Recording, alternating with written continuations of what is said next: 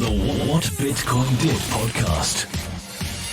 Hello there from New York. How are you all? Are you all looking forward to Christmas? I'm just about to take my final flight for the year back to London. What a crazy and amazing year. I think it's been 84 flights I've taken this year. So very tired, but it's been such an incredible year. I'm grateful to so many people. So I hope you all have an amazing Christmas. Anyway, welcome to the What Bitcoin Did podcast, which is brought to you by Kraken, the best and most secure place to buy, sell and trade Bitcoin. I'm your host, Peter McCormack, and today I've got an interview with Michael Peterson from Bitcoin Beach, a Bitcoin youth program in El Salvador. But before that, I have a message from my show sponsors, and definitely check them out. It's Christmas, give them a listen. It is the sponsors that enable me to travel around and do all these great interviews. So first up, we have the amazing Dropbit. Merry Christmas to Dropbit. The best mobile wallet in the business, my favorite Bitcoin wallet. And you know what? They've absolutely killed it this year. They've done so many amazing things.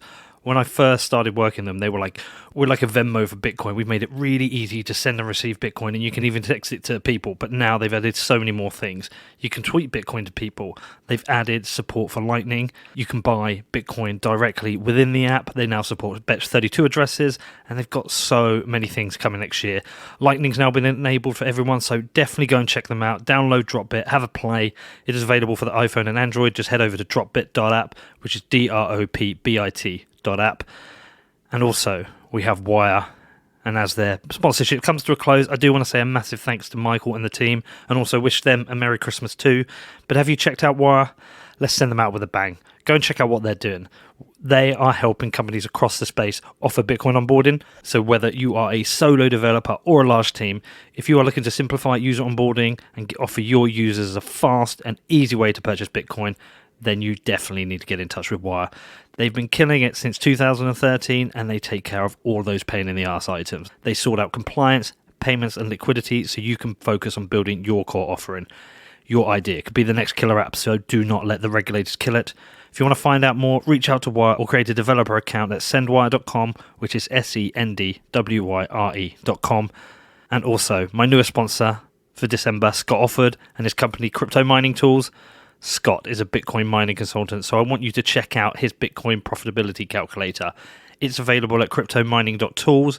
Enter your estimated uptime to get realistic profit projections. It also includes the impact of the Bitcoin halving next year, so definitely check that out. If you're wondering which miner is the most efficient or has the best chance of breaking even, you should try out their interactive hardware comparison chart as well. As an ASIC mining equipment broker, Scott helps you make data-backed business decisions. He can help you find hosting, raw power, and the land to get your miners up and hashing. If you want to find out more, reach out to Scott on Telegram or Twitter at OffordScott, which is OFFORDSCOTT, or visit Crypto Mining Tools, which is CRYPTOMING.TOOLS. Okay, so on to the show, and this is a really cool one. So while I was out in Uruguay for LeBitConf, I got talking to Michael outside the hotel we were staying at, and he told me about this youth program that he was running in El Salvador and invited me out. He said, like, if you ever want to come out, you ever want to see it, I'll pick you up from the airport and I'll take you around and show you what we're doing. And as I was out in South America and I was off to Bolivia, I was like, do you know what, let's just do it. So I booked a flight from Bolivia up to El Salvador. And yeah, Michael picked me up, took me down, showed me his project. So the project is called Bitcoin Beach, and they pay young people in the town in Bitcoin to do jobs that benefit the local area. So kids can clean up polluted rivers, roadside rubbish, or help old people, and they can learn about Bitcoin in the process and earn money. And it's a really cool concept. And they've also supported this by onboarding local businesses, shops, cafes, hairdressers, etc., to accept the Bitcoin. So this creates kind of a circular local economy. Look, it isn't perfect, you know. Michael accepts that, and we talked about issues such as volatility and managing private keys, but it is at the same time an interesting project, and I think with the right support, Michael can expand this and really help a bunch of young kids avoid joining gangs and maintaining their education. There was another cool thing that happened on this trip though. While I was out there, I didn't have any cash on me, so I always follow the travel advice, and it says don't get any money out of the airport because people are waiting and watching in the airport and they might follow you. So I didn't have any money on me, and we went for dinner at one of these roadside restaurants. You know, it's like a roadside, kind of like a shack where they cook outside and you sit there and you have dinner. And I didn't have any money, and it was one of the ones that accepted Bitcoin. So I actually ended up paying for it in Lightning. You can see that up on Twitter, so it's worth checking out. So yes, very cool interview, very cool project. Really nice to talk to Michael, and I also got a few minutes with somebody from the local area, works with him, Jorge. That's appended to the interview as well. Yeah, so I hope you enjoyed that. If you've got any questions, do feel free to reach out to me. It's hello@whatbitcoindid.com. Yeah, I'm about to fly home in a few hours. I'm in New York right now. Just recorded a final interview with Matt Odell, but I'm off back to London. It's been a great year. So many amazing things have happened. I've got so many things planned for next year as well. I'm looking at the introduction of video, which should be cool. Anyway, I wish you all a Merry Christmas. If you've got any questions, do feel free to reach out to me. Morning, Mike. Good morning, Peter. Thank you for having me in El Salvador. Yeah, I'm stoked you're here. There's a quick turnaround from invite to here. What was it, a couple of days? Yeah, you're pretty crazy. I didn't expect you to take me up on it that quick. That was pretty cool. Well, if you think about it, I mean, it's what was it? 2 flights of about cumulative 6 hours and a layover. Whereas if I'd have tried to come from the UK, it would have been a lot longer. And, while I'm here. Yeah. While you're in Latin America, might as well hit it all. A beautiful country. And actually, I think I've really fallen in love with Latin America while I'm here. Yeah, Latin America just has a certain feel. I mean, the people just kind of live in the day, and it's enjoyable. They're enjoyable to be around. It also feels like there's a lot of unity amongst Latin Americans, while at the same time, a lot of division. Like it feels like they all feel like they're one, as culturally, but then they have their differences politically. Yeah, no, definitely. You see, it's hard to really explain why there's that dichotomy, but they have a lot of similarities, but then there is some real huge differences, often violent differences, and so. Yeah. So El Salvador's now your home. Yeah, we've been living here full time for 6 years, kind of part time for about 8 years before that. What was that like as a transition to? It was mostly rough on the kids. They were 9 and 7 at that age, and so they had a lot of good friendships in the U.S., and so for them to make that adjustment here and not speak the language and feel like an outsider. But now they love it. Now they have a great group of friends, and they'll always be a little bit of an outsider just because they look different from everybody else and their accent's a little different, but they feel like this is home. Well, watching them last night amongst their friends, they didn't seem like outsiders. They just seemed one of the gang, especially your daughter. I mean, she speaks the language very, very well, clearly, and she seems very rooted with her friends. I mean, I guess maybe with newer outsiders, they seem like an outsider, but amongst their friends last night, I did see that. Yeah, I don't think their friends even really view them as outsiders. I think sometimes they feel a little bit, just because they look different from everybody else. You have a picture in there, the one white person standing out in the picture, but amongst the local kids here, they've been really cool to them, and yeah, it's nice where we live too. They can just walk over to people's houses and play, so it's different than if we were in the U.S. where you have to drive everywhere. Yeah, nice how everyone was just out late playing and hanging out. I thought that was really cool. It did make me think back to home. I was like, if we were at home, we'd be sat on the couch watching TV, everyone looking at their phones. And here, everyone was out in the park and playing football. Yeah, that's one of the nice things about most people not having cars. Most of life happens within walking distance. So whether you're in the U.S. or Europe, we're used to being able to travel everywhere, and our lives are really divided. Where here, most people's life all happens within walking distance. So what came first? Did the choice to come and live here come first, or the idea of doing the Bitcoin project come first? So definitely living here. We were living here for several years before the Bitcoin opportunity came about. Right, okay. So talk me through that then. So, what were you doing before the Bitcoin project? We never even talked about that. Yeah, so we do a lot of different things here in El Salvador, working with different missionaries and church groups that are doing, like running children's homes, orphanages, working with gang rehabilitation, working with victims of sex trafficking. So we kind of have an umbrella organization that helps all the small NGOs that are working in El Salvador. Okay. I didn't realize. Okay, let's talk about the Bitcoin project, and then let's talk a bit more about El Salvador, because we talked about some of the gang problems yesterday. That was interesting. So for any of the bits you will want to talk about that, we'll cover that. So you're here, you're helping the NGOs, and then suddenly like the opportunity for a Bitcoin project. Were you already a Bitcoiner? Were you already aware of it? Yeah, I've been following Bitcoin since the early days. couple times. I tried to buy it in, I think in 2013 and then again in 2015, but it was still too technical for me at that time. So I kind of gave up and threw up my hands. But then I think in 16, I actually started accumulating some Bitcoin and really reading up on it and following it. I'm a libertarian at heart, so it just kind of ticked all the boxes for me. Oh, yeah, because you were telling me last night, what were the two books? You got Atlas Shrugged and Fountainhead? And the Fountainhead, yeah. You got your daughter to read those. How old? Was it 13 or something? Yeah. Okay, so you already were a Bitcoin, you already bought some, and then someone approaches you and said, look, we've got an idea for a project. Well, actually, so I had another NGO to tell me that they'd been given a Bitcoin, and they just happened to ask me, hey, do you know anything about that? They knew I'm kind of focused on financial aspects, and so I was super excited to hear that they'd been given this Bitcoin and was helping them think through different ways they could use it. And after that, they said, well, hey, this guy has more Bitcoin that he's looking to invest in nonprofit projects, and so would you like to meet him? And of course, I was super stoked because I was like, you hear about these things happening, but I never had thought we would have that opportunity. And so we actually met with the manager of this guy who was an early Bitcoin investor, and he basically just said, I have made all this money in Bitcoin. I'm never going to be able to use it all myself, and I want to use it to do good things in the world.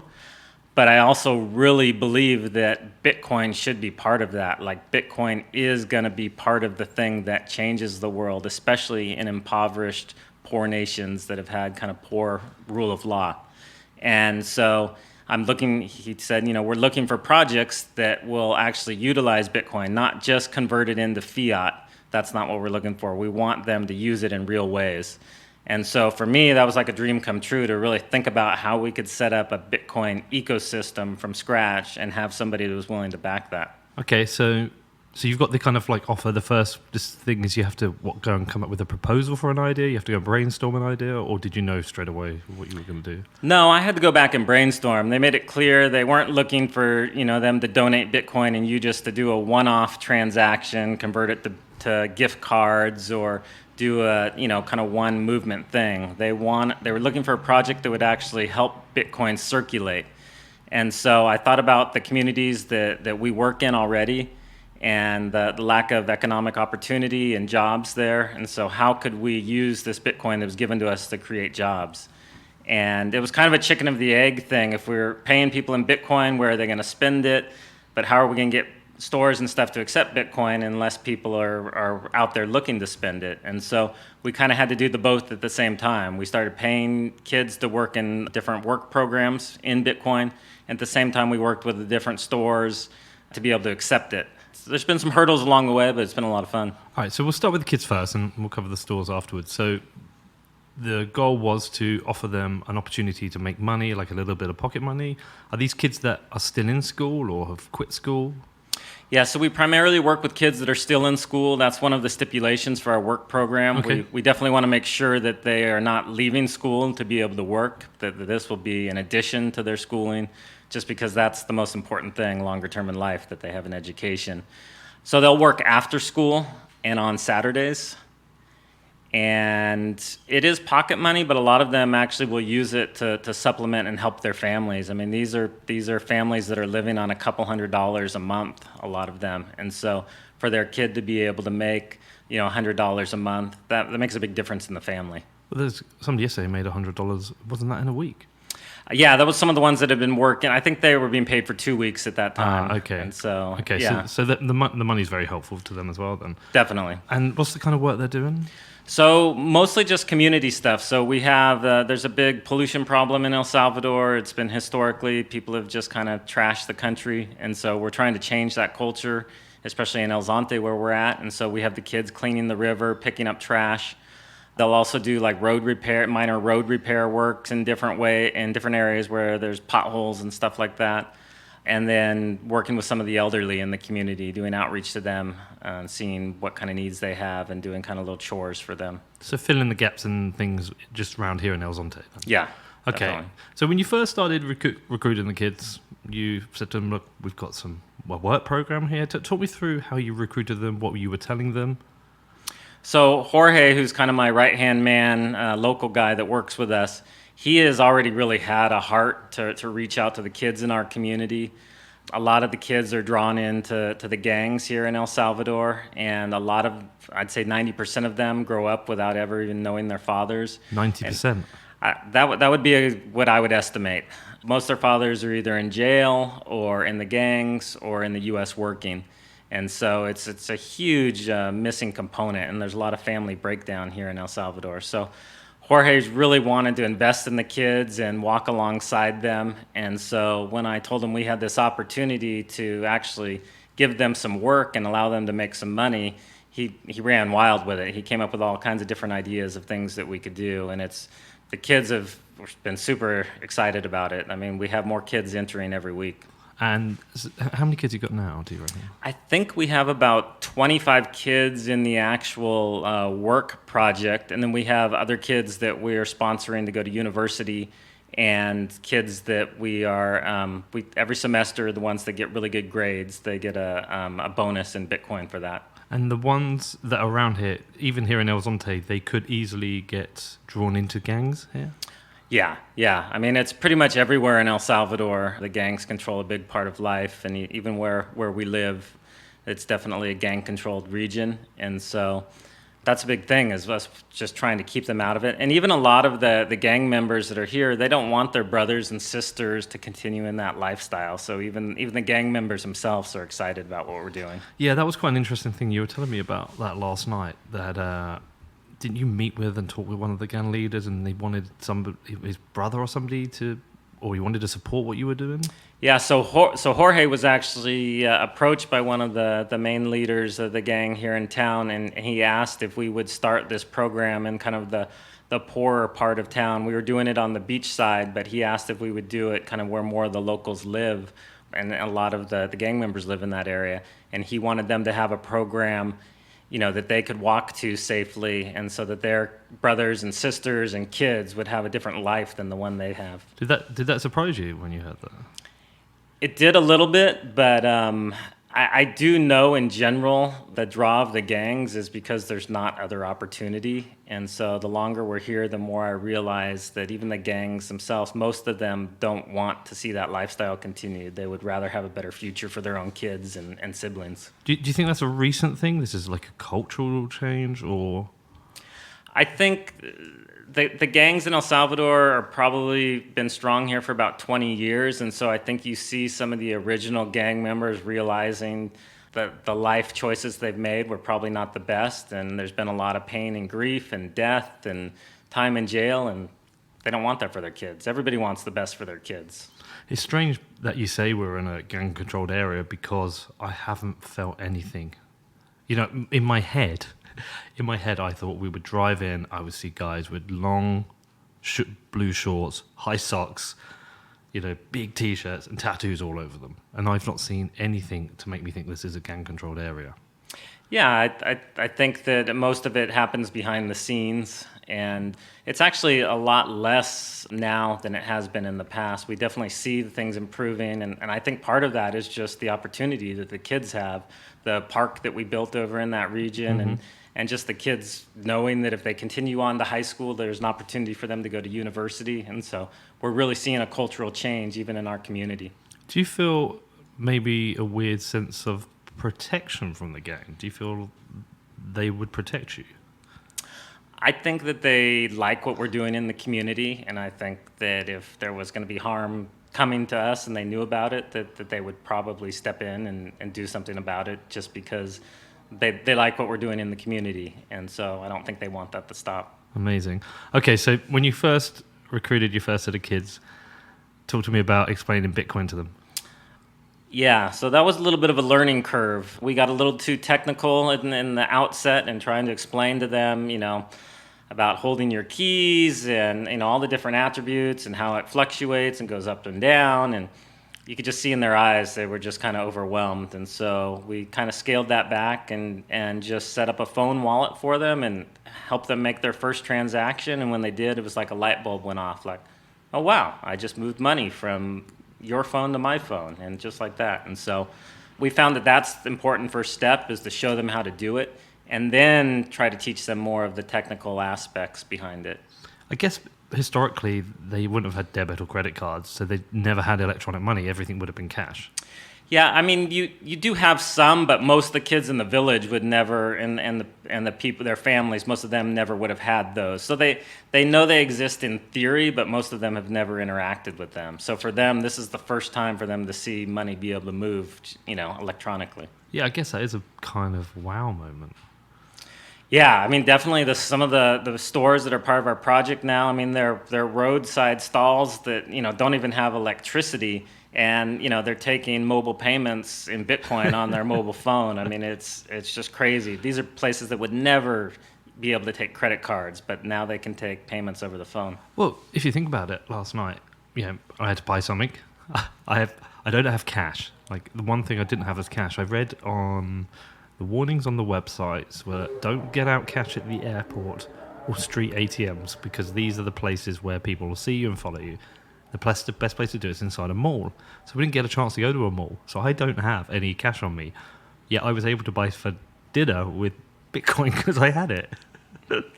Yeah, how awesome was that you're in this rural village in El Salvador and you can use Bitcoin when you can't even do that a lot of times in the UK or the US. It's just amazing. I could pay. It was actually a solution. Not something I expected to see, Mike's. Okay, so you first just... If anything, it was just like an alternative currency to them. There was nothing about how the technology works. You didn't bother with that. Here's a currency. It's on your phone and you can spend it. Yeah, that's how we initially introduced it to them. And then as they've gotten more into it, we've kind of started to share with them how they can save in it and why we think this is long-term a better asset to save in. And so we're trying to encourage some saving programs. And that's what is nice about the conference we were just at in Uruguay, was learning some of the solutions for saving and investing through Bitcoin. And so we're going to be rolling that out with a lot of them. But there isn't a culture of saving, right? You told me that last night. No, most of the people here are just in survival mode. I mean, when the average family lives on $200 to $300 a month, literally they're just living hand to mouth. And so the culture of saving is something we're trying to instill in the kids, because if they can accumulate capital, then they can have businesses, they can participate in the growing tourism industry here in El Salvador. And so that's what we want to make sure, that they're able to participate and see a brighter future, that they don't feel like they have to try to sneak into the U.S. or leave their family and home to go somewhere else, but that they can enjoy their dreams here. Is it working? Are any of them saving? We have seen a few of them, yeah. They've been saving up, and I don't know how long-term that'll be, but they're saving up, even to buy Christmas presents for their family and things like that they've never even been able to experience before. And they have an option of both the Bitcoin base layer or Lightning for payment, right? Yeah, we started out with Bitcoin, but we've kind of converted everything over to Lightning just because of the fees and how quick Lightning is able to transact. Okay, so we'll talk about that for you guys as a business, but in terms of the next level of education, how did you explain Lightning to them? We basically just told them it was the same as Bitcoin, but that was cheaper to use and faster, and so there was just a different application that they could use for that. And they got around that okay? Yeah. They had learned on the other application, so it was a little bit of an adjustment, but once they started using it, they're like, okay, this is better. We also had that kid yesterday who still didn't want to receive his payment in Lightning, didn't he? He's like, still pay me, even though he knew the fees were higher. Yeah, he was just used to using the other one, and I think there's a little bit of a reluctance that what if I do something wrong or if I screw it up, and so. But I think even as we were talking to him yesterday, he realized what the benefits were. It's funny. I've historically preferred the base chain. I don't know why. I just have. But I've often thought, well, what's the actual use case for Lightning? I mean, like, I understand the use case is faster and cheaper, but I use the base chain all the time for invoicing, and I very rarely use Lightning. It made sense yesterday when I was here, because you don't want to sit and wait for 6 confirmations if you're going to the store. If I was buying dinner, I don't want to sit and wait for an hour for her to confirm I've actually paid her. So it kind of made sense, and what it made sense to me is like this little circular economy that you've created. Yeah, it definitely makes it possible. I mean, we have people that are literally doing 25-cent transactions, buying tortillas, for their mom, you can't do that on the base chain. I mean, it's just really, really challenging to be able to do that. And so the more we got into it, the more we realized that Lightning was going to be the solution. Have you gone to the next step of starting to teach them about saving their private keys? Because when I got back here last night, one of the things I was thinking about is about key management. And I was thinking, well, most people, they'll either write them down somewhere or they may get something like a billfold and have it stamped out, and then they'll hide one in a safe in the loft of their house and maybe one at their parents. Where I was thinking, well, here, there's people who are living in essentially huts, right? They don't have the same kind of security we have. So key management for somebody living either in poverty or in a developing country is going to be a very different scenario from a wealthy Western speculator. Yeah, definitely. That's been something we've wrestled with from the beginning, and how early do we introduce that? Initially we're talking about small amounts of money, and so we've tried to keep it simple. We found if you try to load too much, right away, it just confuses them. And so over the next months, we'll be focusing more on key management, and it'll be a learning process for us too, for them in the situation they're in. What is the securest way? From what we've seen, usually the way people lose money is by losing their password or losing their keys, and so that's the thing we're kind of most focused on down here. Or if they lost their phone, that would be a problem, Yeah, right? yeah. So we've basically told them it's like having cash in your wallet. If you lose it, it's going to be very hard to recover. But it would be nice for them to have a way of storing their private keys. I just don't I know my key management solution, but it's very much a Western-based home scenario. It's designed around a Western-based lifestyle. It wouldn't work living in the same arrangements they have here, and that's, a lot of people talk about, well, banking the unbanked. Okay, if we're going to bank the unbanked, usually the unbanked tend to be in the third world or in developing countries. Have we really thought through key management in those scenarios? And I can't think of a time where somebody has now. It's almost something I've thought of in this last 24 hours. Yeah, I mean, we're not teaching them how to use a Ledger Nano, and they're holding most of their stuff on their phone apps right now is the solution we're using, just because we want to keep it simple. But I think going forward, probably the best solutions, and I know it's unpopular to say, but I think the best solutions for this group will probably be custodial options, and even working with, like your sponsor, BlockFi, where they can be investing some of their money and getting interest on it, and not so focused on the key management side of it. And I think that we can learn a lot from working in the developing world of what is going to take Bitcoin mainstream, because us in the Bitcoin community, we're so focused on the technical aspects. But if we really want to hit the mainstream, we just got to make it easy and people not have to really think about it. And so I think what we're seeing here is you just got to keep it simple for them. Yeah, the custodial versus non-custodial does come up a lot, and I understand the people who are anti-custodial. It's antithetical to Bitcoin. Not your keys, not your Bitcoin. Yeah. No, I totally understand too. I totally understand it, but I'm with you in this scenario. Meeting the kids last night, what is best for them? Teaching them a way to do they memorize their 24-word seed? Do they have it on a piece of paper, like hidden in the cracks of the wall? I don't know. Or is a better scenario for there to be some kind of custodial online solution, and they maybe have to sacrifice that part because it is not possible for them to, the combination of cultural, educational, technical, home life, it's a far safer solution for them to put their trust in a third party, which I know will piss a lot of people off, but I can see why that might be the solution.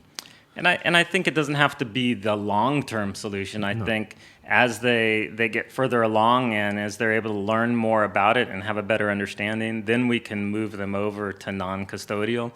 But I think the key for Bitcoin adoption is just getting people in the door. Once they kind of see how well it works, then they're willing to put the effort in to become more familiar with all the aspects of it. But if we put all these walls up to begin with, they just kind of will, not even want to enter in.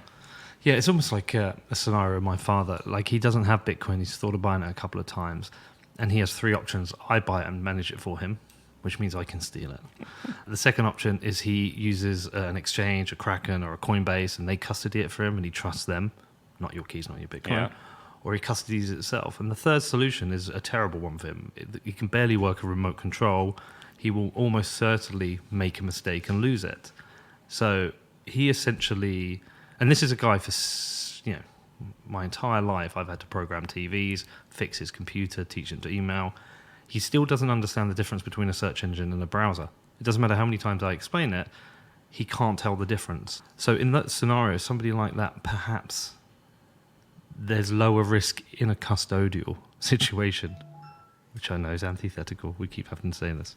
Yeah, but I think sometimes we can focus too much on that aspect. I mean, of course, we understand what Bitcoin stands for and what it allows, and the fact that it allows us to not have to ask permission to use our money. There is no third-party intermediary. But there also is real risk of people losing their Bitcoin. And I think that happens much more often than people being blocked by a third party or a custodian. And so I think we need to find the balance there, especially if we want this to go mainstream. I think the solution right now that for Bitcoin and everybody having to hold their own keys and manage their own Bitcoin, it'll probably only take us to a very small percentage of the population in the world. And so... And I guess in El Salvador being now a dollarized economy, there's a lower risk of they're not at the risk of Argentinian levels of inflation deflating their currency. They don't have bank accounts, so they don't have the risk of a Corralita where people can't access their money. This really is actually just an opportunity. I guess it's economic growth, right? It's an opportunity to earn and spend, and you've created the circular economy that allows that. So the thing we need to probably add to that is then talk about the stores, because one of the I put the stuff up on Twitter yesterday. Lots of great feedback, some kind of negative comments. One person said, "Well, where are they going to spend it?" Well, that's why we've worked to develop the economy here. So we have a number of stores that are accepting it, and then we're helping those stores set up their own account. So sometimes they will need to convert it back to fiat to pay their suppliers, and that's fine. We're trying to, it's a chicken and the egg thing. You have to prime the pump and get it moving within the community. And so we have a number of places they can spend it. They can also use apps like BitRefill. They can buy phone credit for their phones here. All the carriers allow for that. The major supermarket here, they can get credit for the supermarket through BitRefill. And so there are lots of options. They can buy plane fare for relatives that are coming to visit. The real holy grail, what we're trying to do is get people to start, who have family members in the U.S. that send them money every month, to have them start sending that in Bitcoin.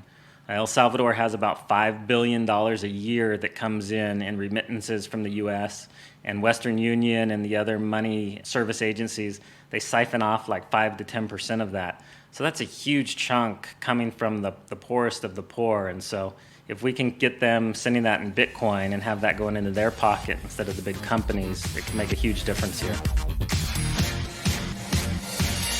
Next up, I talked to Michael more about Bitcoin in El Salvador, but before that, I've got a message from my amazing sponsors. So first up, we have the most secure and most badass exchange out there. It's Kraken, the mighty Kraken. Without doubt, the best place to buy, sell, and trade Bitcoin. So we've covered so many things this year with Kraken, covered why they are the best exchange, why they're the most secure exchange. And if you didn't listen to my show with Nick Pokoko, the Chief Security Officer, definitely go and check that out. But they've added so much in there for traders. They've recently announced Kraken Pro, their beautiful mobile-first app to allow you to trade Bitcoin on the go. They added that to Kraken.com, which is the best place to buy, sell, and trade digital currencies. They offer you margin trading with up to 5x leverage. They've got the Kraken OTC desk for your large trades with private and personalized services. And they've got Crypto Watch, where you can trade multiple crypto exchanges from a single platform. They've absolutely crushed it all year. Love them. Love Kraken. Big thanks to the whole team supporting the show. Big thanks to Jesse. Looking forward to another great year with them next year. If you want to find out more, head over to Kraken.com or download the app, which is available for the iPhone and Android. Just search for Kraken Pro, which is KrakenPro. And lastly, and not leastly, are my friends over at BlockFi. Merry Christmas, BlockFi. Thank you for everything you've done. You've been supporting my show now for like 15 months. I love you guys so much. I called up with the team in Uruguay. I got dinner with Florian and Zach. We talked about the plans for next year. There's loads of stuff coming, but there is one thing coming, and that is very, very exciting. I cannot wait to tell you all about it. For what they do, they are best in the sector. They are building a powerhouse of Bitcoin financial services. So if you want a crypto loan, whatever you want to get, if you want to treat yourself to a Cybertruck, if you want to take a trip to the moon, or you've just got to get your taxes sorted, you've got to pay the man, then BlockFi's got you covered. Also, if you want to earn interest on your Bitcoin, Ether, or GUSD, well, they've dropped all minimum deposits. They've removed the early withdrawal penalty, and you can receive interest payments in the currency of your choice. I'm a customer. I do love getting my interest every month. But if you are interested yourself, you should do your own research and then head over to blockfi.com, which is blockfi.com.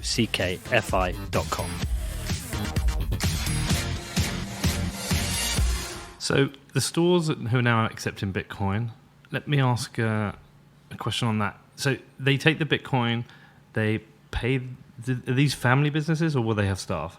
They're family businesses, but some of them will have staff also. Do they have the opportunity to convert that back to dollars if they need? Yeah, so we will help them provide a liquidity solution to convert that back to dollars. We will either buy it back from them, or right now we're working with Athena ATM, Bitcoin ATMs. They're going to put a Bitcoin ATM here in El Zonte, and so they'll have that option also.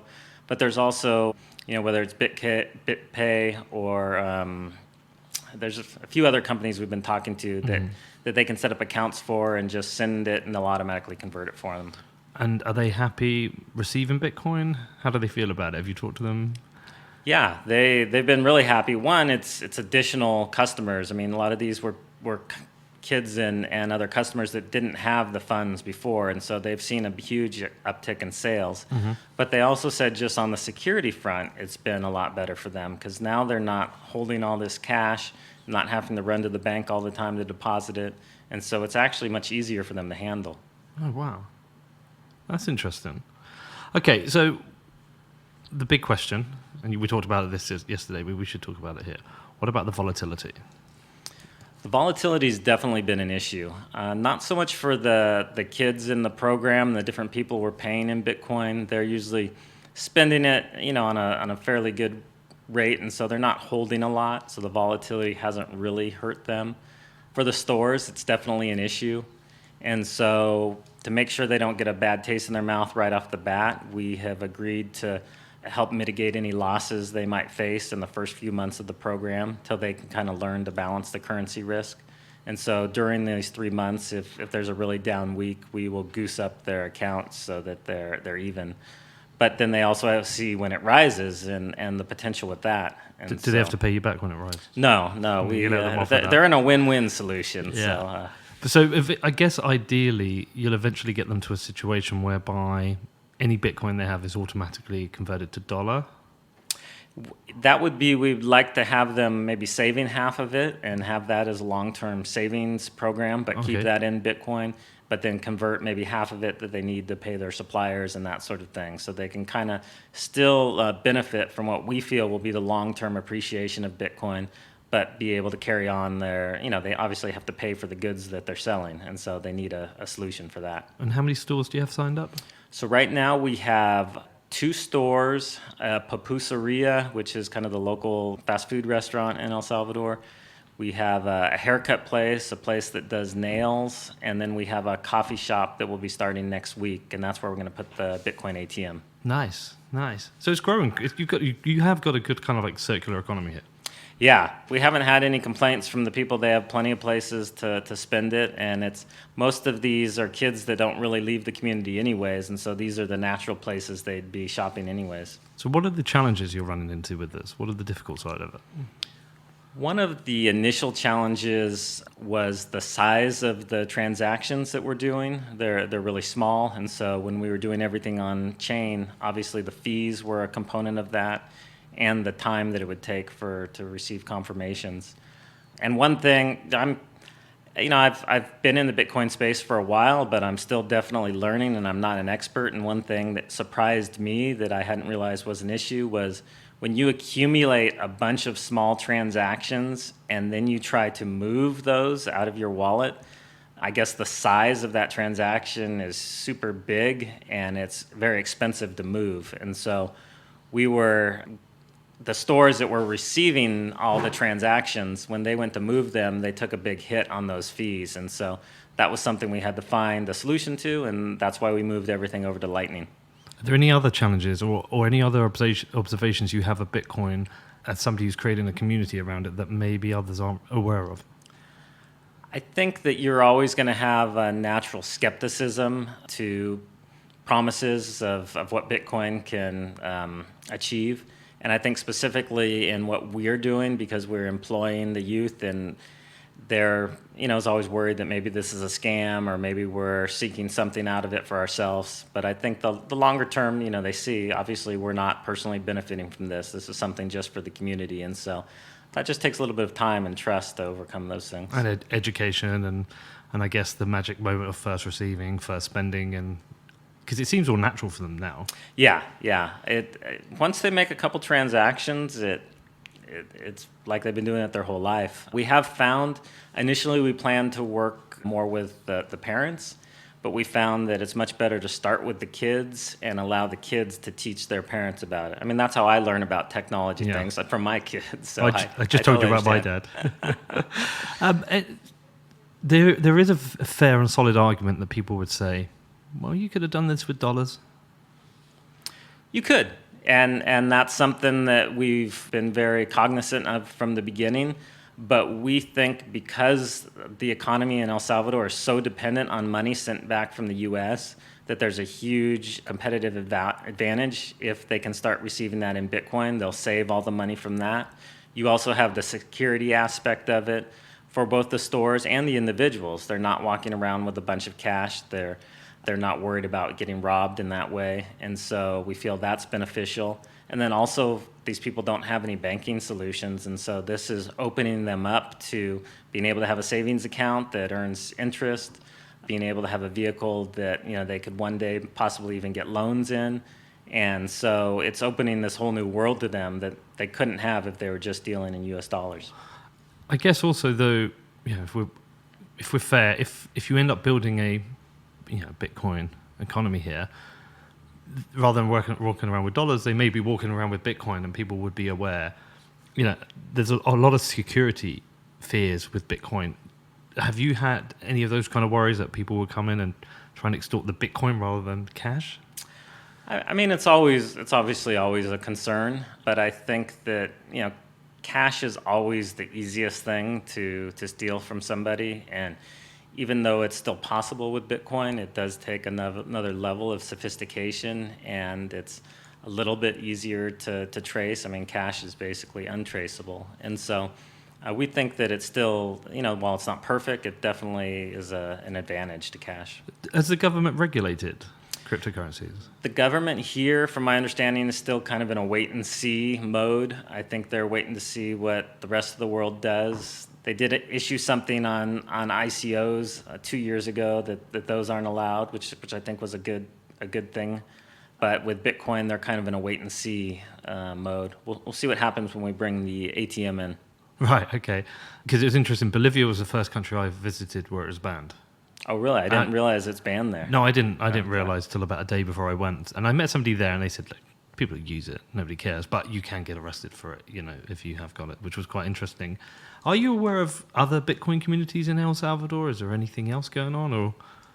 I mean, there's a Facebook group, and there are some people, but it's not a huge community. Definitely, what we're doing here is ground zero for it. We're hopeful. We just had a new president elected here last year, Nayib Bukele, who's in his mid-30s, very forward-looking, technology-focused, and so we're hoping that he will be the one of the first presidents that really embraces Bitcoin.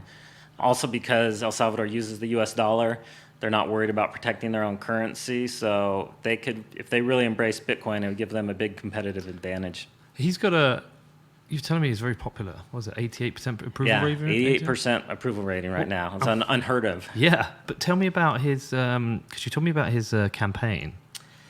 Yeah, El Salvador has a real history of corruption in the political sphere from both parties, both on the right and the left. And so he came in as an independent, and I can't remember the exact wording of his platform, but it was along the lines of there's plenty of money to develop the country if you guys would just stop stealing it.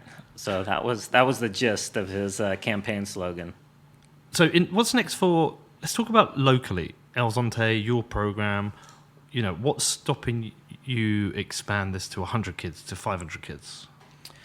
Well, I mean, mostly just time and resources. Okay. We're in the early stages of it, so we actually have another town that's 3 hours from here that we're getting ready to roll the program out in also. Right. And so we'll kind of be on both ends of the country seeing this happen. And it's also a tourist destination, so that's another key component that we think is that if tourists know that they don't have to convert money and they can come in and just have Bitcoin on their phone, that's another great use case of them not having to try to find an ATM or kind of like you said, to arrive here and not have any and not be able to buy anything. They know that they can go to these communities and just use Bitcoin. Okay, so I'm trying to imagine your grand plans here, because you must have thought ahead, right? Okay, so you've got 2 cities. Is your grand plan for the whole of El Salvador, or are you even thinking about other countries, thinking about Nicaragua, Honduras? What's the big plan, Mike? I mean, the sky is the limit, really, but we are focused on El Salvador. I have a tendency to go in too many directions sometimes, so I'm trying to keep my focus here. What we'd really like is for the government to see the positive impact that this could have, and to see the Salvadoran government get behind this and to be known, instead of being known for a high murder rate, being known for this company or this country that's really pushing technology and embracing Bitcoin and kind of, we'd like El Salvador to be known as the crypto coast of Central America. So that's why we've called our project Bitcoin Beach. Have you reached out to the government at all? I've tweeted at the president several times, but he has not responded yet. So we'll keep trying. If anyone knows the president of El Salvador, please ask him to get in touch with Mike, because we'd really appreciate that. Okay, so the thing that when I bumped into you into Uruguay and you said, "Would you like to come to El Salvador?" I was like, murder capital. Right, first thing that came to mind. And just before I went to Bolivia, I was like, Bolivia's really dangerous. Cocaine, and that's what I thought about, because you have these natural kind of cliches that you've heard about. And then, I read the reports on Bolivia, both for La Paz and Santa Cruz. Don't go out at night, only use approved taxis, don't have a watch if you're attacked. Yeah. And I was quite nervous going there, and nothing happened. I felt as safe as I felt in central London.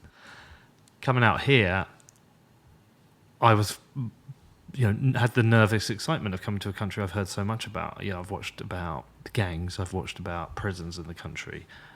Feel perfectly safe, and I know it's not the same as Bolivia, but is the reputation of El Salvador fair, and is it also frustrating? I think it's both. I think it is a very dangerous place for a lot of the Salvadorans to live, especially if they're in a gang-controlled area. A lot of the families with young kids, their kids come to a certain age, and a lot of times they're forced to either join the gang or be killed. And so they're definitely, I don't want to downplay just the tragedy that is playing out here.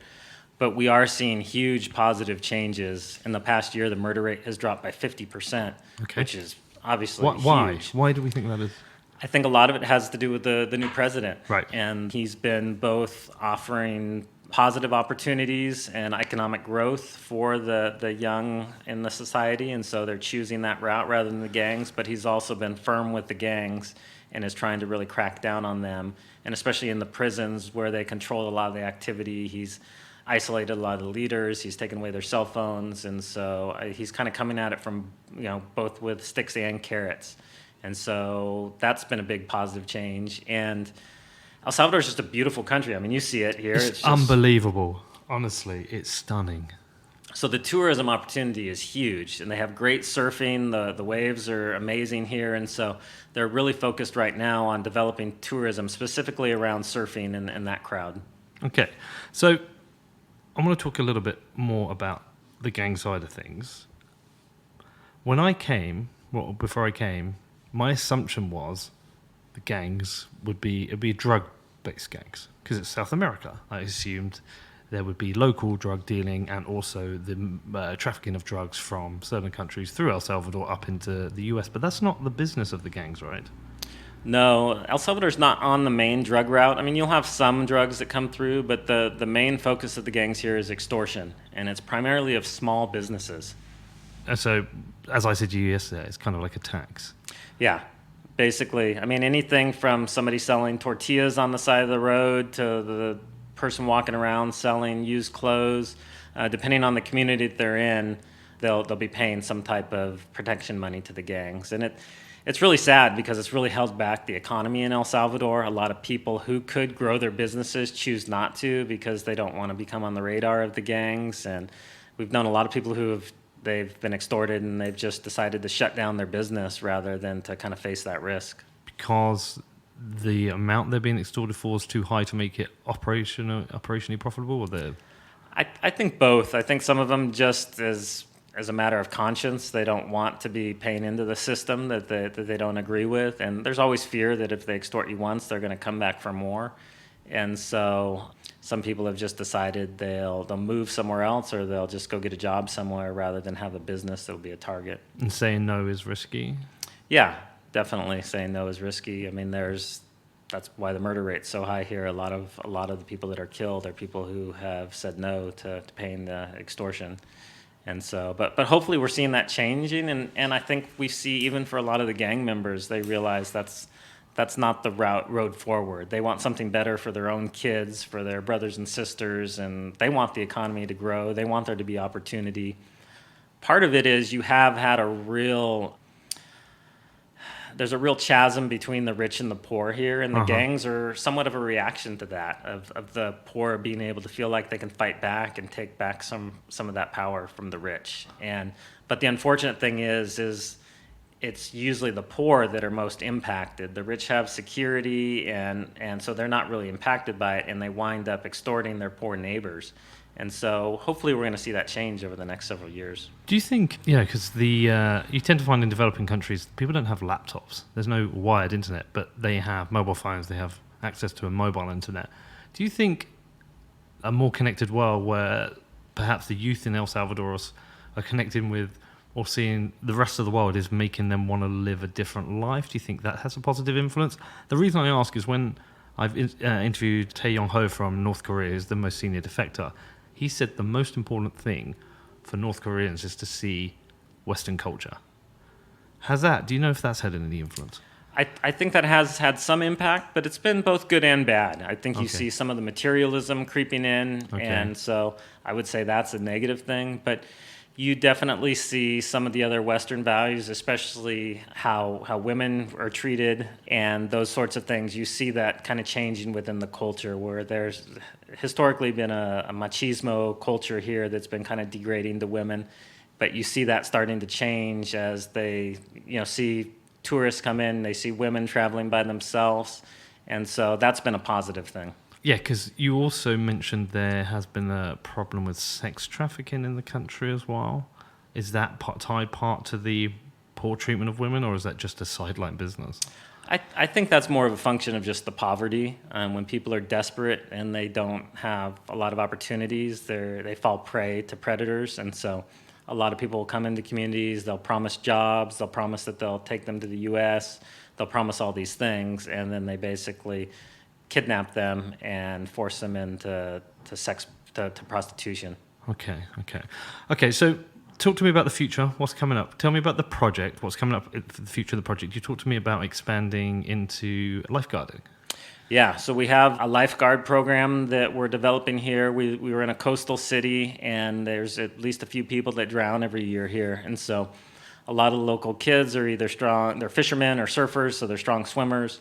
So we're going to do some lifeguard training with them and then actually pay them to serve as lifeguards on the weekends and during the breaks when we have a lot of people here on the beach. And that'll obviously save lives, but it's also teaching responsibility and job skills to these young kids, and we think we'll have a big impact on their future. And if somebody wants to help support the project, what do you need? So we need both people that will help us kind of think through solutions for banking, and as new wallets come out, some people that can keep us informed on what the best solutions are for what we're doing. But also if people want to donate Bitcoin to what we're doing, we can always use funds for sure. And we have a website that is more of a placeholder right now because I haven't gotten around to build it out, but it's bitcoinbeach.com is the website, and that's Bitcoin Beach is also a handle on Twitter. And so, yeah, we would just love people to come down and visit El Zonte and see what we're doing here. And if you have ideas for other projects we could be doing, we'd love to hear it. Spend some Bitcoin. Yeah, definitely spend some Bitcoin. All right, Mike. Well, listen, I appreciate you having me here. It's been a wonderful trip. I'm definitely coming back. I'm going to bring my kids, I think, as well. And I wish you all the best. This is probably one of my favorite, if not my favorite, Bitcoin experiences so far. Well, awesome. It's been great having you. Make sure your kids bring their Bitcoin because that's all we take here. So, thanks, Mike.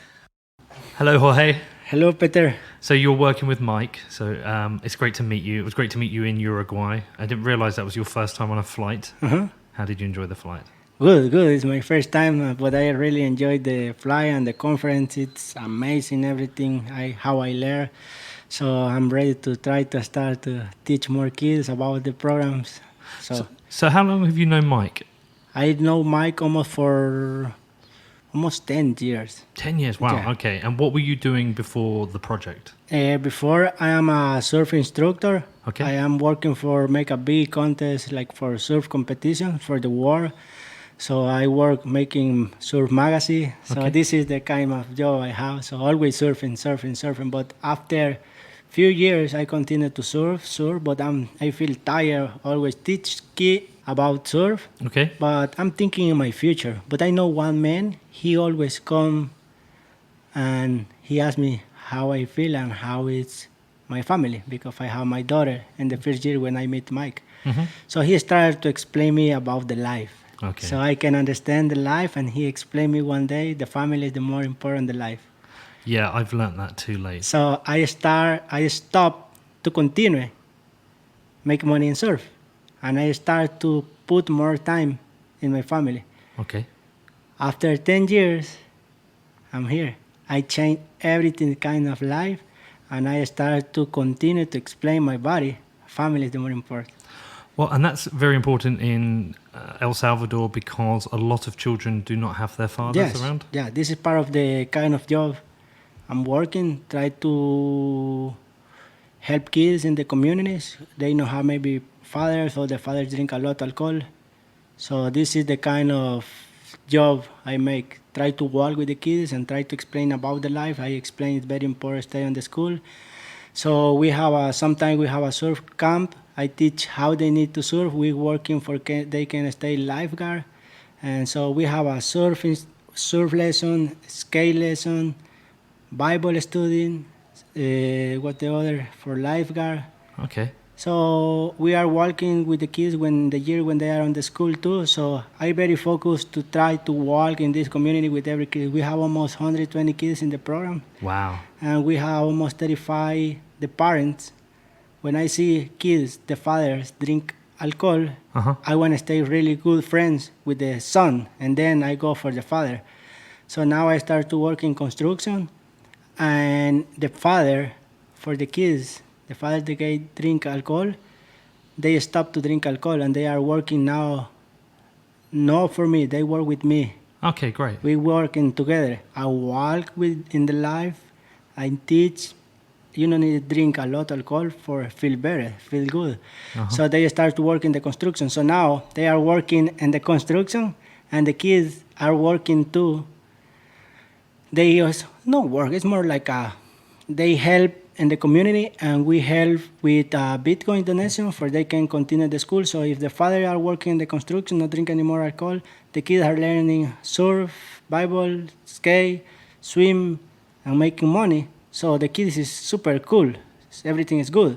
The father is super happy because he is working now. He feel like good because he have employed now. Mm-hmm. So I think the more happy is the mom in the house. When the father is not drinking any more alcohol, the son is making money and learning about a lot of different areas in the community. So when I back on the night to my house, I feel super happy when I know a lot different things happening, changing in this community. That's great. This is part of my life. So I continue to surf because I have my daughter, she surf, my wife surf, and I have now my son, he need to surf. I've never surfed. Wow, you need to try. It's super easy. Okay, so I'm going to come back in the summer with my kids, and you can teach me to surf. Yeah. Yes, please. What did you first make of Bitcoin when Mike introduced it to you? Yeah, this is super good question. When I start my program, when I start with the kids, I always teach kids how they need to learn to surf. I explain they need to learn to speak in English. I explain they need to learn to swim. It's very important. So I explain they need to continue the school, not stop. They need to continue. But the thing is, I have a friend, he's in 9th grade. He finished the local school, so he need to go to the city. But if he go to the city, he need money. I help every kid in different area, but I don't have money to help kids. So this is when my programs, the program we have with Mike, for me, I feel like a stop. Because they want to continue the school, but we don't have money, and he is not my son for I can put my money in these kids. So I feel super bad. This is the first year. A few years later, Mike explained me about the Bitcoin, and I say, wow, what do you think if we can try to help and support kids with Bitcoin? He said, we need to see how everything works in the past of this year, and maybe in the future we can. But now we have six kids in the university. Wow. And other group is in the other school. I have another man, he work with us. He drive every day for the kids to the school. And we have the other program with almost 120 kids in the ministry. We work in different areas. They can stay lifeguard, they can surf, we have other kids start to learn English now. And we have other programs to help the community. Like, for example, if we have a family, they don't have money, they don't have, the life is super hard, and maybe for the dinner, they don't have nothing for dinner. So they need to go to the bed, but I know it's a kid there, maybe they're hungry in the night. So how you think I feel when I need to help? I feel like I need to help. It's not possible. So with Bitcoin, the kids start to select the family, have this kind of program. And they start to buy a food with Bitcoin, and they go and put the food in the different house. But Bitcoin pay for this program too. So it's amazing how Bitcoin start to change this community. Okay. And it's in some ways it is a charity, right? It's kind of like a charity program. Yes. So it relies on the help and donations of Bitcoin coming in to pay for the program. But I guess one of the good things is if the government could see this program, perhaps they would provide finance towards helping, support lifeguards, supporting cleaning up the environment. I think with the government this never happened, because you need to make and design one really good program, and they can see they think work, they want to help. But you can start to work with kids, so they say that you need paper, documents, and everything. So it's hard for this program. So I can, in the beginning, I start to think, and I want to work with the government and see it. But I see this is maybe 10 years pass and never make nothing. They say next year. So I think with the guy who held this community to put money in Bitcoin for the programs, he make a big difference in this community. And I hear the government, they can start to hear about the programs. So one of the things I'm thinking, maybe one day they say, hey, can use Bitcoin for this program. But I excited to hear, because I don't know if they want to support this program. There would be an option to do this program with dollars rather than Bitcoin. Is there any reason why Bitcoin is better than dollars? Yes, because one of the things is every kid in this community, they have funds. So they can have the money in the blockchain. If they can have save money, they don't need to put on the house or another area, maybe they lost. They have the fund, they have the money. They are in the school, they can use it. So this is one, and the other kids I start to hear, they are very excited to continue to trying to find a job. So this is good. They are start to think about how they can make a future. So I think Bitcoin is super easy and fast to use in this community. The store, they start to accept Bitcoin. So for the kids, if they are on the beach and they pass in front of the store, they can buy Coke or drink or something. They have money in the moment. So. And I guess this would be great if this kind of program could be rolled out across El Salvador, because the country obviously has a lot of problems with youth being attracted to maybe follow a different path in life. Mm-hmm. This is one of my plan, and now the program, when I start first time, we don't have Bitcoin, so we start just to try to explain kids. So we have this in 3 different beats in El Salvador now. So one of my dream is start to use a Bitcoin in different areas in El Salvador and try to change the life in this community in El Salvador. Fantastic. Okay, just to finish out, because we've got to go in a minute. If anyone's listened to this and they wanted to help support the program, what kind of help do you need? I think I am very focused, try to help kids in the area for education, for university, because in future they can support. Maybe they don't have a sponsor in future, but they are the sponsor for the family, so they can save the family in different area. So and the education is, I think, one of the points very important for me. And if people want to help, how can they help you? Yes, please. I'm ready. We are open to hear if people want to help in the kids, or we have a lot of different areas how they can help. But and maybe come down and visit El Zonte as well. Yeah, please, and learn to surf. Well, it's life. Yeah, well, it's been great to meet you. It was great to meet you in Uruguay. Great to meet you here and hang out with you in your home. I met your wife and 2 kids. The baby. Yeah. He's very cute. So it was very great. It was great to meet them all. Hopefully, I'll come back and we'll hang out again, and you'll teach me to surf, and we'll talk about Bitcoin. Please, I'm ready. I'm waiting for you and excited. All right. Well, listen. Thanks and take care. Yeah. No, thank you for coming and visit this community and understand more about everything happened about Bitcoin. Okay, how cool was that? Did you enjoy that? Did you enjoy hearing from Michael about his project? It was great. I really enjoyed it. I mean, El Salvador is one of those places where you hear about so often, and when you research it, it's like it's the murder capital of the world. It's really dangerous. So, I visited it with a certain amount of anxiety about what I would see. Would I see gangs everywhere? And, that wasn't the case. It does have a huge problem. That's not to minimize it. And I did go into San Salvador, and I did notice both a police and army presence. And talking to the locals, there is definitely a problem. But at the same time, I weirdly felt quite safe, and I really liked the country. I think it was a beautiful country. I'm not recommending anyone goes to San Salvador and starts wandering around the streets late at night. But at the same time, I want to go back. I'm not put off by what I've heard. I actually haven't been there and seen such a beautiful place. I just really want to go back.